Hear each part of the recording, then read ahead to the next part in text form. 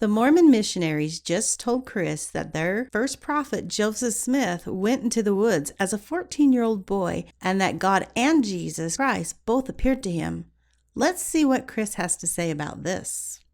Do you guys believe that this was a real physical event? That this is an historical fact? That's what Joseph said. They really appeared to him. Was anyone else there to witness it? No, he was by himself. So all we have to go on are his own words. That's right. Sounds fishy to me.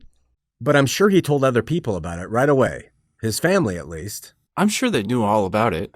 Actually, that's not exactly true. You see, I've done a lot of studying about this. The first time there was any recorded mention of the first vision was in 1832. It was in one of Smith's journal entries, 12 years after it supposedly happened. Why do you think it took so long for him to write it down? I don't know the answer to that, but... In 1833, the Mormon Church published the first book of commandments.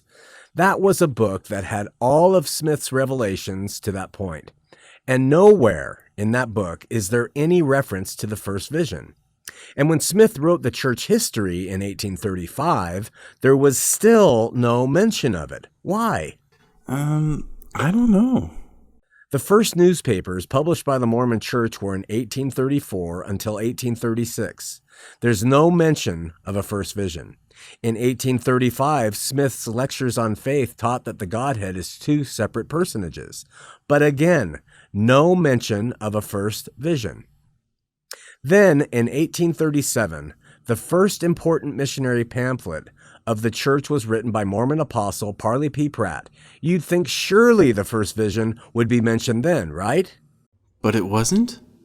No, not a word about it. The first time the story was published was in the church newspaper in 1842. What? That's 22 years after it supposedly happened. That's the first time the public heard of it.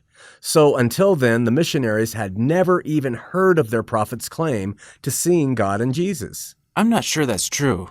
We'll have to check it out. It is, trust me. I've done my research. The official account of the first vision wasn't included in Mormon scripture until 1889, 22 years after Smith's death.